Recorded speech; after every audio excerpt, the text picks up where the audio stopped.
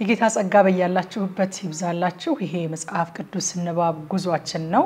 አብራችሁን ያነበባችሁ ያላችሁ ዘፍጥረት 1 መስከረም 1 ጀምረን ጳጉሜ 5 ራዕይ 22 ለመድረስ ነው ጉዞ ያደረግን ያለነው እንደምታውቁት ዛሬ እንግዲህ 23ኛ ቀናችን ላይ ደርሰናል ከምዕራፍ 22 እስከ 24 ድረስ ተጻአተን የምናነበው አብረን እናንብብ በጌታ በኢየሱስ ስም አነባለሁ ምዕራፍ 22 ሰው በሬ ወይንም በግ ቢሰርቅ ቢያርደው ወይንም ቢሸጠው በበሬው ፋንታ 5 በሬዎች በበጉም ፋንታ 4 በጎች ይክፈል ሌባው ቤት ሲምስ ቢገኝ እርሱም እስኪሞት ቢመታ በመታው ሰው ላይ የደምዳ አይሆንበትም ፀሐይ ግን ከወጣችበት የደምዳ አለበት ሌባው የሰረቀውን ይመልስ የሚከፍለውን ቢያጣ ስለሰረቀው ይሽጥ የሰረቀው ደህና ሆኖ በእጁ ቢገኝ በሬ ወይንም አህያ ወይንም በግ ቢሆን የሰረቀውን ያህል 2 እጥፍ ይክፈል ማንንም ሰው ወደ እርሻ ወይንም ወደ ወይን ስፍራ ከብቱን ቢነዳው የሌላውንም እርሻ ቢያስበላ ከተመረጠው እርሻው ከማለፊያው ወይኑ ይካስ እሳት ቢነሳ እሾህንም ቢዝ ክምሩንም ወይንም ያልታጨደውን እህል ወይንም እርሻውን ቢያቃጥል እሳቱን ያነደደው ይካስ ሰው በባልንጀራው ዘንድ ብር ወይም ሌላ ነገር እንዲጠብቅለት አደራ ቢያኖር ከቤቱም ቢሰረቅ ሌባው ቢገኝ ስለ 1-2 ይክፈል ሌባውን ባይገኝ ባለቤቱ ወደ ፈራጆች ይቅረብ እጁንም በባልንጀራው ከብት ላይ እንዳልዘረጋ ይማል ሰዎች ስለ በሬ ወይንም ስለ አህያ ወይንም ስለ በግ ወይንም ስለ ልብስ ወይንም ስለ ሌላ ስለ ጠፋ ነገር ቢካሰሱ አንዱም ይህ የኔ ነው ቢል ክርክራቸው ወደ ፈራጆች ይድረስ ፈራጆቹም የፈረዱበት እርሱ ለባልንጀራው በ1-2 ይክፈል ሰው በባልንጀራው ዘንድ አህያ ወይንም በሬ ወይንም በግ ወይንም ሌላ እንስሳ እንዲጠብቅለት አደራ ቢያኖር ማንንም ሳያይ ቢሞት ወይንም ቢጎዳ ወይንም ቢማረክ በባልንጀራው ከብት ላይ እጁን እንዳልዘረጋ የእግዚአብሔር መሐላ በሁለታቸው መካከል ይሁን የከብቱም ባለቤት መሐላውን ይቀበል እርሱም ምንም አይክፈል ከእርሱም ዘንድ ቢሰረቅ የጠፋውን ያህል ለባለቤቱ ይመልስ ተዋጭሮም ቢገኝ ለምስክር ያምጣው በመቧጨሩ ምክንያት አይክፈል ከባልንጀራው አንዳች ቢዋስ ባለቤቱ ከእርሱ ጋር ሳይኖር ቢጎዳ ወይንም ቢሞት ፈጽሞ ይክፈለው ባለቤቱ ግን ከእርሱ ጋር ቢኖር አይክፈለው ቢከራየው በኪራዩ ይግባ ሰው ያልታጨችውን ድንግል ቢያስታት ከእርሷም ጋር ቢተኛ ማጫዋን ሰጥቶ ሚስት ያደርጋት አባቷም እርሷን እንዳይሰጠው ፈጽሞ እንቢ ቢል እንደ ደናግል ማጫ ያህል ብር ይክፈላት መተተኛይቱን በህይወት እንድትኖር አትፍቀድላት ከእንስሳ ጋር የሚረክስ ፈጽሞ ይገደል ከእግዚአብሔር በቀር ለአንዳች አምላክ የሚሰዋ ፈጽሞ ይጥፋ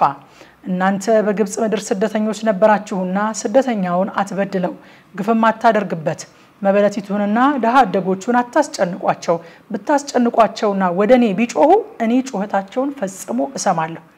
ቁጣዬም ይጸናባችኋል በሰይፍ አስገድላችኋለሁ ሚስቶቻችሁም መበለት ልጆቻችሁም ደሃ አደጎች ይሆናሉ ከአንተ ጋር ለተቀመጠው ለወገኔ ለደሃው ገንዘብ ብታበድረው እንደ ባላራጣ አትሁን አራጣም አትጫንበት የባልንጀራህን ልብስ መያዣ ብትወስድ ፀሐይ ሳትገባ መልስለት ስጋውን የሚከድበት እርሱ ብቻ ነውና የሚተኛበትም ሌላ የለውምና ወደኔም ቢጮህ መሐሪ ነኝና እሰማዋለሁ ፈራጆችን አትስደብ የሕዝብህንም አለቃ አትርገመው ነዶህንም ወይንህንም ጭማቂ ለማቅረብ አትዘግይ የልጆችህን በኩር ትሰጠኛለህ እንዲህም በበሬዎችህና በበጎችህ ታደርገዋለህ 7 ቀን ከናቱ ጋር ይቀመጥ በ8ኛውም ቀን ለኔ ተሰጠዋለህ ቅዱስ ወገን ትሆኑልኛላችሁ ስለዚህ በመድረ በዳ አውሬ ዋጨረው ስጋ ለውሻ ጣሉት እንጂ አትብሉት ምዕራፍ 23 ሐሰተኛ ወሬ አትቀበል ሐሰተኛ ምስክርም ትሆን ዘንድ ከኃጢአተኛ ጋር እጅህን አታንሳ ክፉን ለማድረግ ብዙ ሰዎችን አትከተል ፍርድንም ለማጥመም ከብዙ ሰዎች ጋር ተስማምተህ አትመስክር በፍርድ ነገርም ለደሃው አታድላ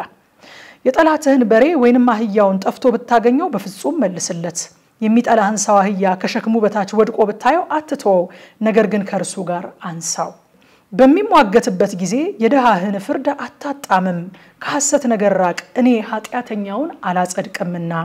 ንጹህንና ጻድቅን አትግደል ማማለጃን አትቀበል ማማለጃ የአይናማዎችን ሰዎች አይን ያሳውራልና የጻድቃንን ቃል ያጣምማልና በስደተኛው ግፍ አታድርጉ እናንተ በግብጽ ምድር ስደተኞች ስለነበራችሁ የስደተኛ ነፍስ እንዴት እንደሆነች አውቃችኋልና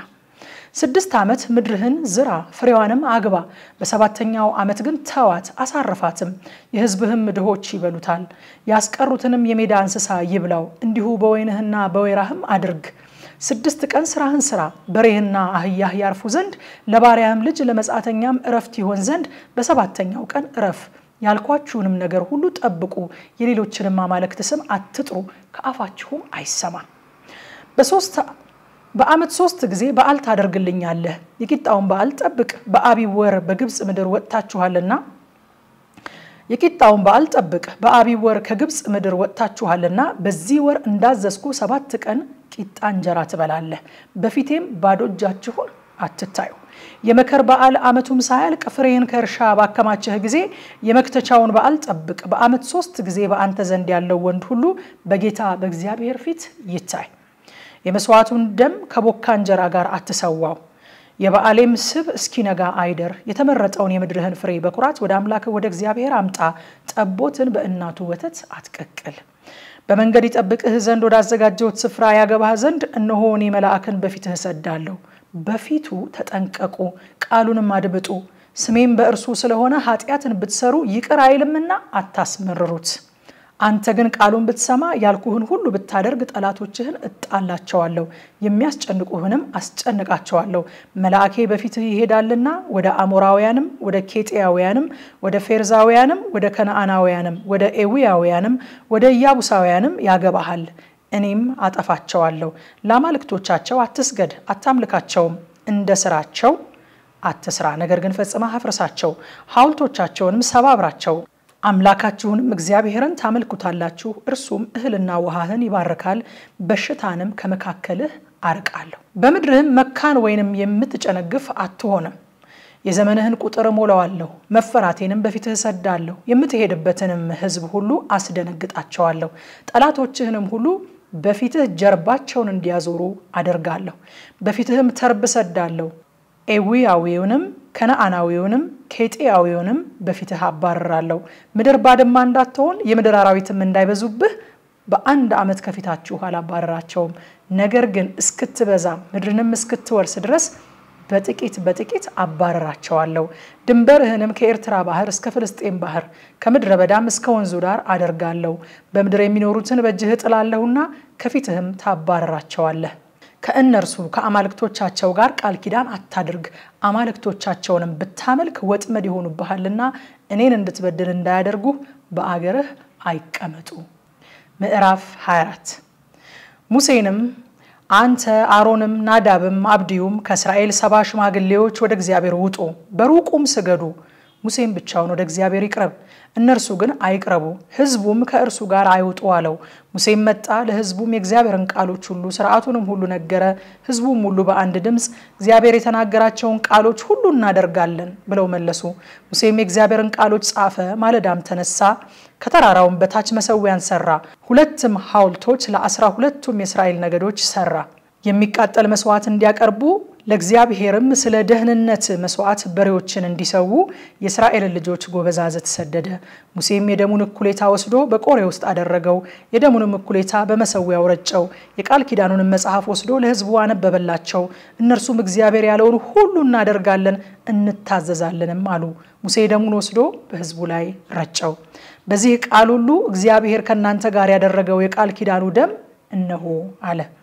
ሙሴም አሮንም ናዳብም አብዲዩም ከእስራኤል 70 ሽማግሌዎች ወጡ የእስራኤልንም አምላክ አዩ ከእግሩም በታች እንደ ሰማይ መልክ የሚያበራ እንደ ብሩህ ሰምፔር ድንጋይ የሚመስል ወለል ነበር እጁንም በእስራኤል አዛውንቶች ላይ አልዘረጋም እነርሱም እግዚአብሔርን አዩ በሉም ጠጡም እግዚአብሔርም ሙሴን ወደ እኔ ወደ ተራራው ውጣ በዚያም ሁን እነርሱን ታስተምር ዘንድ እኔ የጻፍኩትን ሕግና ትእዛዝ የድንጋዩንም ጸላት እሰጣለሁ አለው ሙሴና ሎሌው ኢያሱ ተነሱ ሙሴም ወደ እግዚአብሔር ተራራ ወጣ ሽማግሌዎችንም ወደናንተ እስከመለስ ድረስ በዚህ ቆዩ